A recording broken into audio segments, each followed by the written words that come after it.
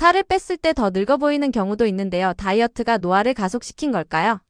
그러니까 극단적인 식단을 제한하게 되면은 어쨌거나 몸에서 영양소가 다 빠져나가고 몸의 파괴가 이루어집니다. 파괴가 이루어지기 때문에 첫 번째 몸의 변화보다 얼굴에서 변화가 나타나거든요. 얼굴에서의 변화는 얼굴 지방이 빠지게 됩니다. 얼굴 지방이 빠지다 보면 건조해지고 콜라겐이랑 엘라스틴 이런 것들이 감소가 되면서 수분이 쭉 빠지게 돼요. 이 수분이 빠지면서 주름도 지고 산화적인 스트레스로 인해서 딱 보면은 어디서 이렇게 뭐 잠을 못 잤냐 아니면 피부가 이렇게 노화가 됐냐 나이가 10년은 더 들어 보인다 이런 얘기를 하게 됩니다. 그래서 살을 빼면 더 늙어 보일 수 있는 경우가 극단적인 다이어트 영양소를 충분히 섭취하지 않는 상태에서 극단적으로 짧은 기간 안에 하는 다이어트가 무리를 줄 수 있습니다. 체중이 많이 나가지 않더라도 살을 빼야 하는 사람이 있다고 하셨는데요. 어떤 경우가 해당되나요?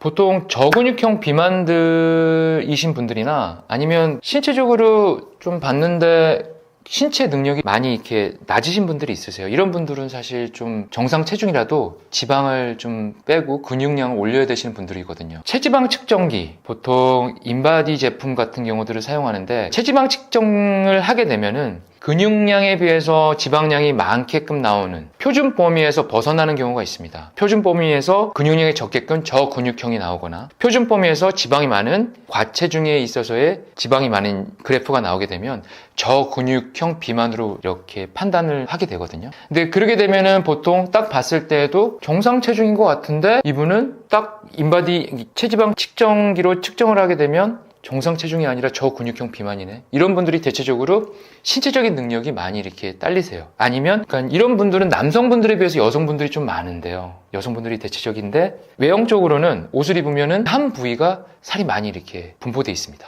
허벅지 뒤나 엉덩이 옆 라인이나 엉덩이가 많이 이렇게 꺼지신 상태에서 배가 이렇게 허리둘레가 많거나 아랫배가 많이 나오거나 팔 뒤가 두껍거나 대체적으로 이런 분들이 이제 그쪽에다 여성분들 특히 그렇지만 지방을 많이 이제 쌓아 놓거든요. 근데 다른 부위는 얇지만 그런 부위가 두꺼우신 분들이 대체적으로 많습니다. 왜? 근육이 적게 되면 몸에 지방을 많이 쌓아두게끔 나오는 시스템으로 변환이 되거든요. 그래서 저근육형 비만인 분들은 외형적으로 그렇기도 하지만 신체적으로도 봤을 때 신체 검사, 일반 체력 검사 했을 때에도 푸시업 아니면 뭐 턱걸이, 윗몸 일으키기, 오래 달리기, 1200m, 1600m 오래 달리기 이런 것들을 다 뭐 유연성 테스트 다 검사해 보면은 평균 정도에서 보통 다 평균 이하 아니면 그 밑단계로 많이 나오세요. 그래서 이런 분들이 대체적으로 상담을 하거나 이렇게 오시면 첫 번째 고민이 뭐냐면 체력이 약해요. 그리고 신체 능력을 키우고 싶어요. 그 다음 두 번째로 원하는 목표가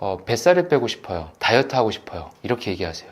그렇지만 여기서 제일 중요한 건 뭐냐면 근력 운동해야 된다는 거. 근력 운동을 해서 몸이 살이 찌지 않는 몸 상태로 만들고 근력 운동을 해야 몸이 피트하게끔 나오기 때문에 체지방이 빠지더라도 몸이 일자로 떨어지지 않고 나오고 들어가고 이런 몸으로 피트하게끔 건강하게끔 나옵니다. 남자는 역삼각형, 여자는 호리병처럼 몸이 그런 식으로 나와야지 살 뺐는데 그냥 일자로 뚝 떨어지면 하나도 피트하지 않고 매력적이지가 않아요. 그런 건강한 상태를 유지하기 위한 저근육형 비만인 분들은 신체 능력을 좋게 만들어야 되는데 첫 번째 근력 운동, 근력 운동 하시고 두 번째 유산소 운동과 식단도 같이 병행하시면서 유연성 잘 키워 나가신다면 많은 도움이 되실 것 같아요. 운동을 해도 배는 그대로다라는 분들이 많습니다. 뱃살과 내장 지방이 특히 안 빠지는 것 같은 이유는 무엇인가요? 생활 습관에 있어서 가장 중요하다고 봅니다. 이 생활 습관이 사실 우리가 살아오면서 20대 나의 얼굴은 10대부터 20대에 살아왔던 나의 모습이 나의 얼굴, 내 몸이고요. 30대의 나의 모습도 20대부터 30대, 30대부터 40대도 내가 지금 중년에 있다면 중년의 나의 모습도 그 전에 살아왔던 나의 모습이 바로 보여진다고 보거든요. 그래서 과거 병력이라고 얘기합니다. 과거 병력, 과거 이력, 히스토리라고 얘기하는데 이 히스토리적인 부분에 있어서 생활 습관이 내가 어떻게 했냐에 따라서 틀려진다는 거죠. 근데 예를 들어서 내가 몸이 아파서 약을 주기적으로 복용을 많이 하고 이 약을 뭐 항생제든 소염제든 이런 것들이 몸에 계속 뭐 어디가 통증이 있거나 뭐 어디가 다쳐서 소화가 안 돼서 이런 것들을 계속 먹게 되면은 일반인에 비해서 이 간의 해독 능력이나 간에 있어서의 그런 이 캐파 자체가 원활하지 않습니다. 그런 분들이 단백질 섭취를 해갖고 내가 몸을 만든다? 그러면 이게 몸에 흡수가 잘 되고 세포에 잘 전달이 돼갖고 몸이 잘 만들어질까요? 간 기능이 약하고, 간 기능이 약하면 신장 기능도 약할 수 있고,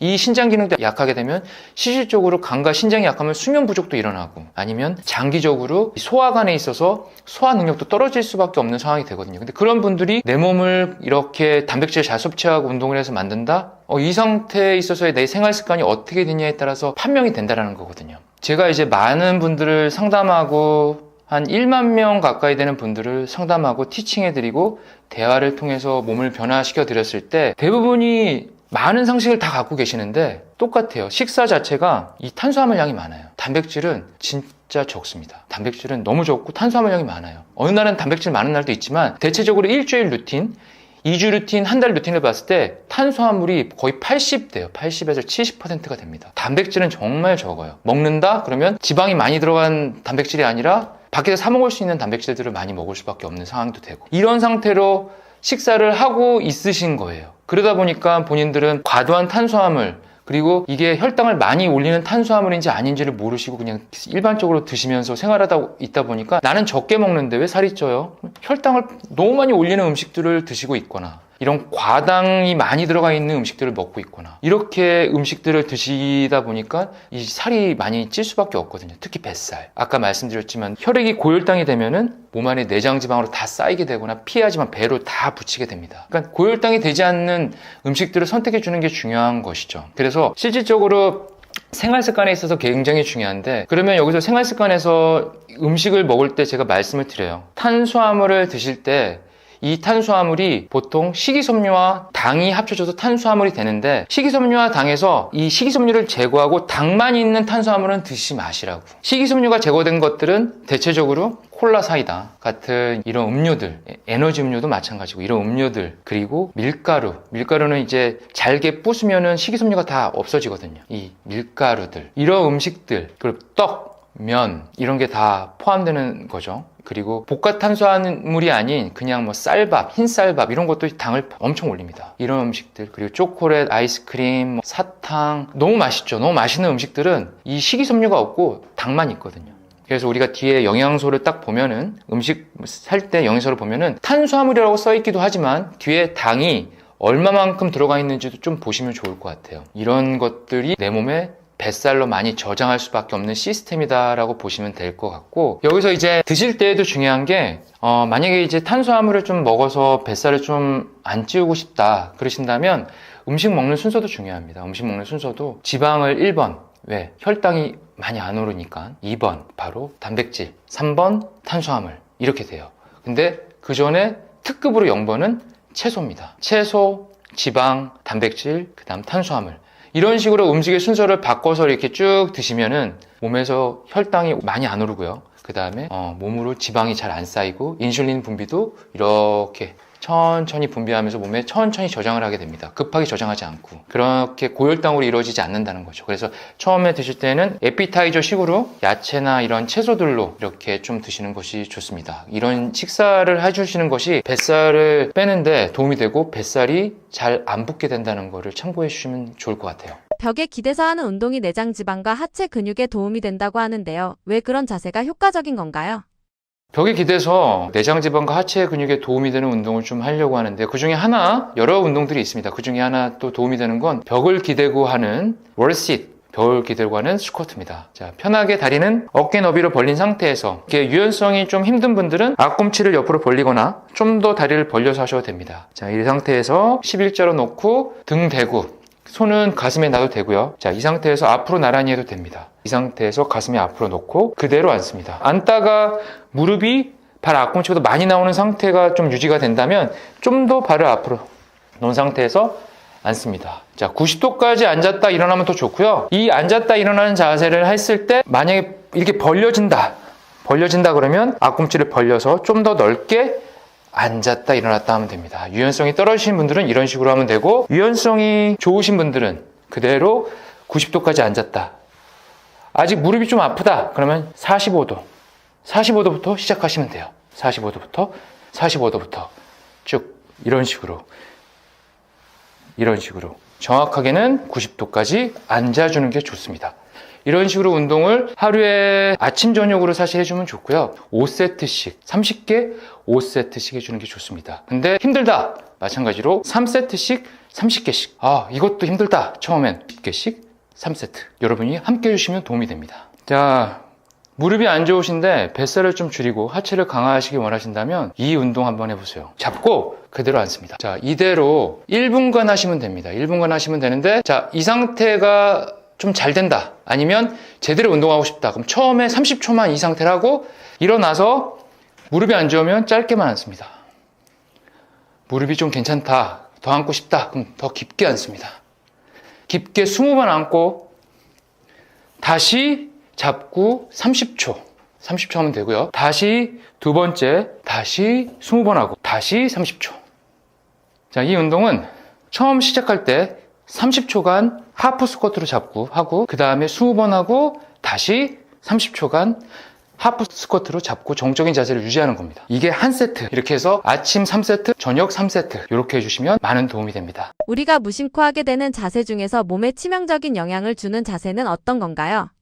자, 우리가 평상시에 일을 하는 자세가 이제 세상이 많이 바뀌어서 다 이제 서서 하는 자세도 많이 있지만 의자에서 앉아서 하는 자세가 많습니다. 이렇게 컴퓨터를 사용하게 되면 아니면 스마트폰을 서서 봐도 이 어깨가 앞으로 이렇게 말릴 수밖에 없는 자세거든요. 이 말릴 수밖에 없는 자세를 하게 되면 자연적으로 목이 앞으로 이렇게 나오게 됩니다. 집중을 하면 집중을 할수록 목이 이렇게 앞으로 나오게 되는데 약간 목을 이렇게 조금만 빼더라도 목에서 받는 이 스트레스, 이 목뼈, 이 경추 쪽에서 받는 스트레스가 한 4kg에서 5kg 정도는 받고요. 이게 정말 이렇게 접을 정도로 이런 식으로 가게 되면 2kg에서 25kg 이상의 하중을 받게 됩니다. 그럼 목에 있는 스트레스가 바로 어깨로 가고 어깨에서 이 부분을 감당을 못하게 되면 바로 이 경추 디스크에 문제가 오게 되거든요. 근데 여기서 더 중요한 게 뭐냐면 앞으로 이렇게 숙이다 보면은 허리까지 같이 이렇게 펴져야 되는데 요추 허리가 펴져야 되는데 허리까지 이렇게 굽어지게 돼요.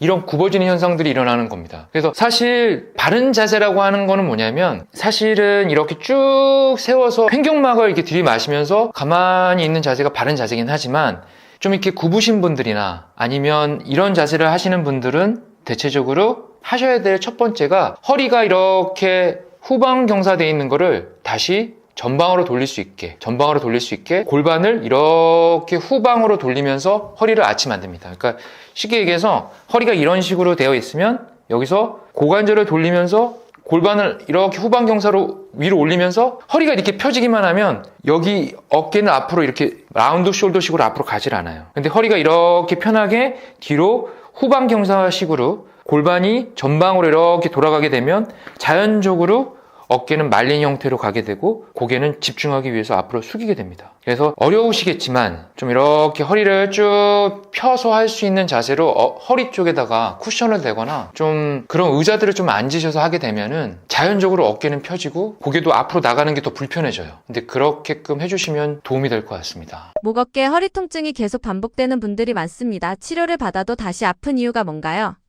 증상은 치료했지만 그 다음 그 사후 관리가 중요하거든요. 우리가 오늘 예를 들어서 물리치료를 받았는데 물리치료 받고 나서 통증 괜찮아졌어, 어깨 통증 있었는데 받고 나니까 좀 시원해졌어, 괜찮은 것 같아. 자, 일 시작. 어깨 앞으로 라운드 숄더, 고개 앞으로 숙이면서 1시간만 딱 하면 다시 안 좋아. 이게 반복 패턴입니다. 이 반복 패턴이 되지 않게끔 치료하면서도 내 일반적인 일상생활에서의 자세도 정말 중요하고요. 두 번째는 이 라운드 숄더의 예를 들자면 앞으로 몸이 이렇게 굽은 상태에서 이제 펴줘야 된다. 그러면 등만 쭉 펴줬다. 끝? 그러면 안 되거든요. 앞에 있는 가슴 앞쪽에 있는 이 소흉근이라고 하는 근육, 이런 근육도 쭉 펴줘갖고 운동을 통해서 앞으로 이게 단축되지 않게끔 만들어줘야 되거든요. 그런 부분들을 사후적인 관리, 운동적인 관리, 평상시 자세적인 관리 이런 걸 통해서 해준다면은 통증이 재발되는 위험 요소가 줄어들고 앞으로도 좀 윤택하게 생활할 수가 있을 텐데 아플 때만 사실 간절할 때만 찾는 거죠. 간절할 때만 통증 줄이기 위해서 병원 가고 통증 줄이기 위해서 물리치료 다니고 통증 줄었네 갑자기 몸을 그냥 관가해버려요. 퍼스트로 해갖고 내 우선순위를 첫 번째 해놓고 이걸 다 해놓고 다른 걸 해야 되는데 이게 통증이 주니까 또 괜찮아져서 이렇게 가요. 그럼 나중에 또다시 아프면 또 똑같이 병원을 가거나 물리치료를 받으러 가요. 이게 나쁘다는 게 아니고 이 반복되는 패턴을 줄이시길 원하시는 분들은 기본적으로 생활 습관 습관을 조금 변형을 주셔야 된다는 말씀, 그리고 사후 관리적인 기본적인 운동에 있어서 정확한 운동들을 좀 하셔갖고 통증을 줄일 수 있게끔 만들어 주시는 것이 좋습니다. 운동보다 호흡이 먼저다라고 하셨는데요. 호흡 하나로 정말 혈액순환이나 통증이 달라질 수 있나요?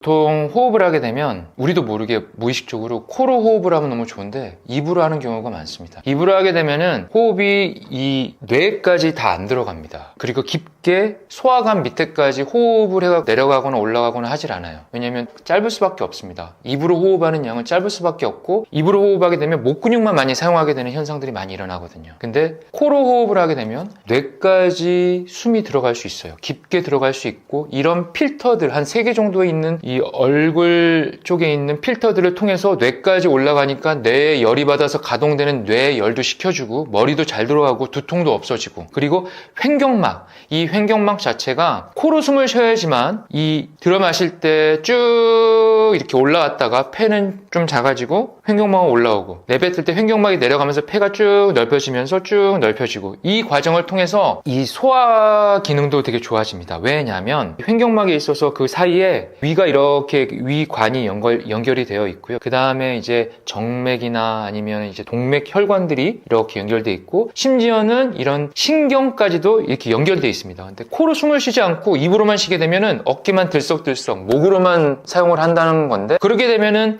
혈액순환이 우선 안 돼요. 혈액순환이 잘 안 돼. 그럼 소화 능력 떨어지는 게 1번. 그 다음에 소화 능력도 떨어지는 거에다가 기본적으로 근육량을 늘리려고 하시는 분들도 소화관, 위, 소장, 대장 이런 것들이 잘 움직여야지만 내 몸에서 흡수가 잘 될 거 아닙니까? 그 혈액순환도 잘 될 거고, 이런 부분들이 급속도로 떨어지거든요. 그래서 이런 코로 호흡하는 이 복식 호흡이 중요하다, 호흡법만 바꿔도 틀리다는 건 뭐냐면, 호흡만 잘해도 근육량이 좋아지고 소화 기능도 좋아지고 두통이나 머리의 회전력도 되게 빨라지고 좋아질 수 있다는 점입니다. 그래서 보통 복식 호흡은 한 6초 정도는 코로 들이마셨다가, 코로 들이마시면 배가 나오거든요. 그 다음에 다시 입으로 코랑 같이 내뱉으면서 배가 들어가고, 들어마셨다가 다시 입으로 후 내뱉고, 6초 이 시스템으로 연습을 하시면서 운동을 할 때나 걷기, 뛰는 거는 조금 무리가 될 수 있고요. 하다 보면 입으로 할 수밖에 없고, 걷기, 그리고 일반적으로 하는 근력 운동들 다 포함될 수 있어요. 근데 이제 중량이 많이 들어가는 운동들은 또 어쩔 수 없이 숨을 참았다가 입으로 내뱉어야 되는 이런 호흡을 해야 되기 때문에, 스티킹 포인트, 숨을 참는 구간에 호흡을 해야 되기 때문에 그 부분은 좀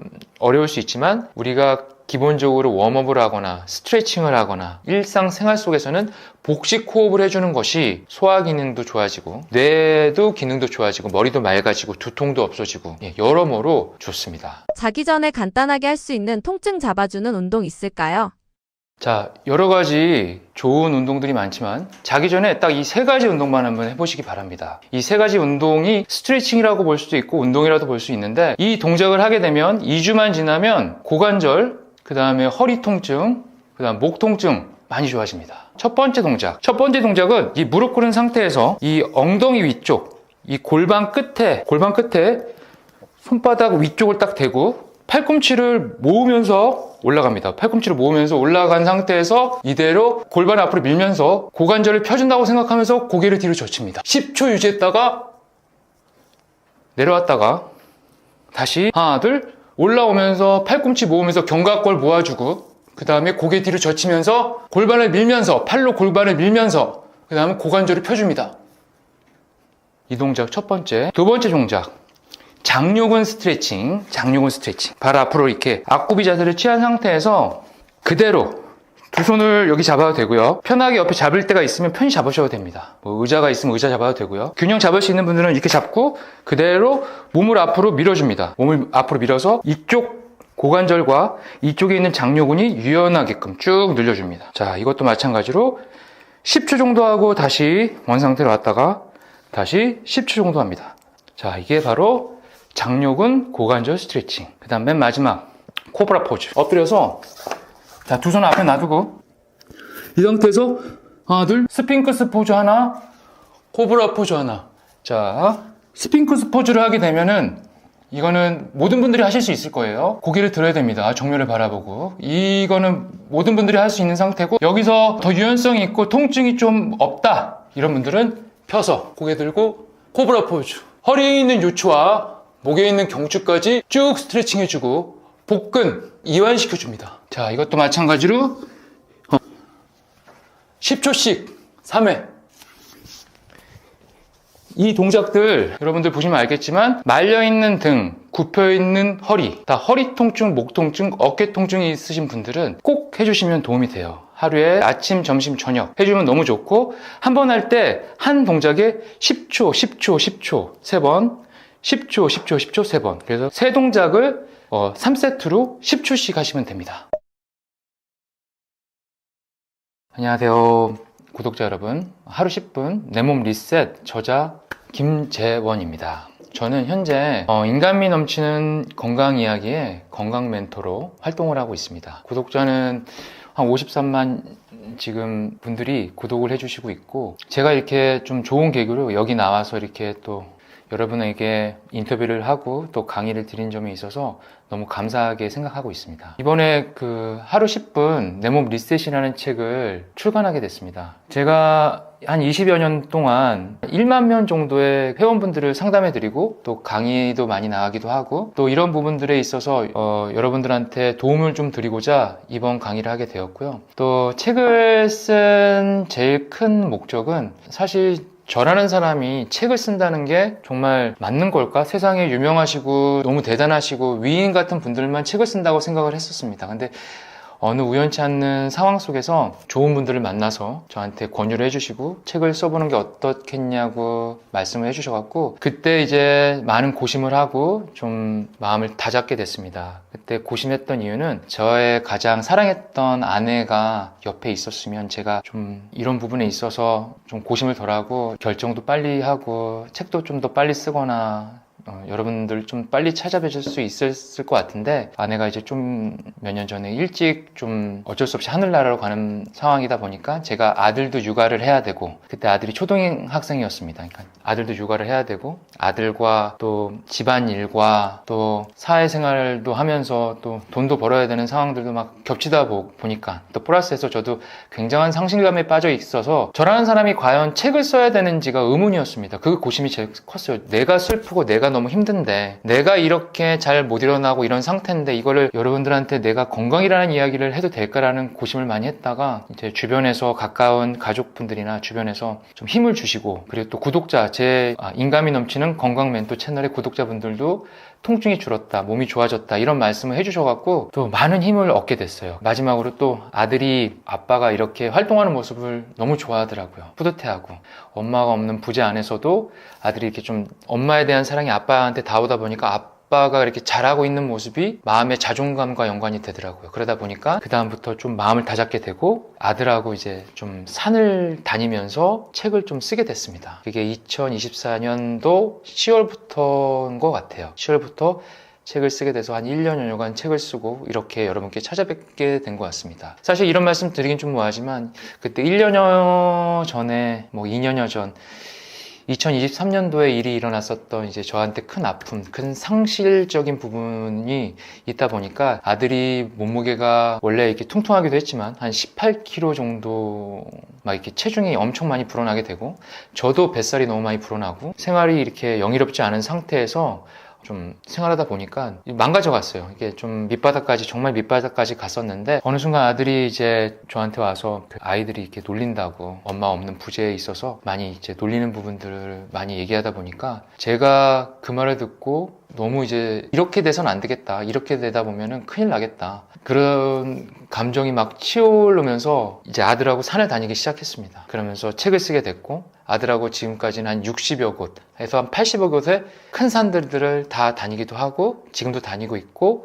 작은 산들도 지금 다니고 있습니다. 그래서 아들이 한 18kg에서 한 20kg 빠졌고요. 키도 한 3cm 정도 컸습니다. 이런 부분들에 저한테는 되게 큰 자존감과 자신감이 올라갈 수 있는 부분이 생기면서 책을 써도 되겠다라는 마음이 더 생기게 됐어요. 쓰면서도. 그래서 여러분한테 이렇게 와서 좀 인사드리는 부분들, 그리고 또 이번에 제 책이 이렇게 나왔으니까 한번 한 권씩 갖고 계시면 도움이 되실 것 같아요. 도움이 되실 것 같고, 언제건 또 궁금한 사항이 있으면 개인적으로 제 채널에 와서 문의하셔도 되고요. 이쪽 똑똑한 한 스푼 이쪽 채널에 와서도 문의를 주셔도 좋을 것 같습니다. 저는 여러분들한테 언제나 건강과 함께하는 이야기를 나눌 수 있는 건강 멘토로 함께하고 싶습니다. 사운드 바디, 사운드 마인드라고는 키워드를 갖고 있는 제 채널인데, 사운드 바디, 사운드 마인드라는 말은 몸이 건강해야 정신도 건강해진다.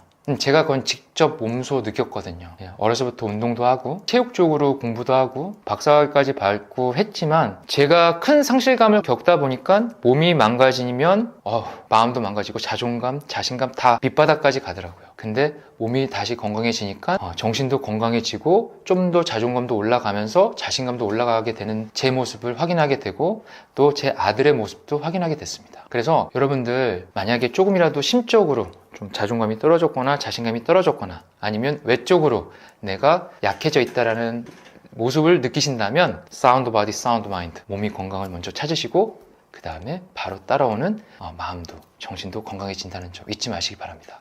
감사합니다.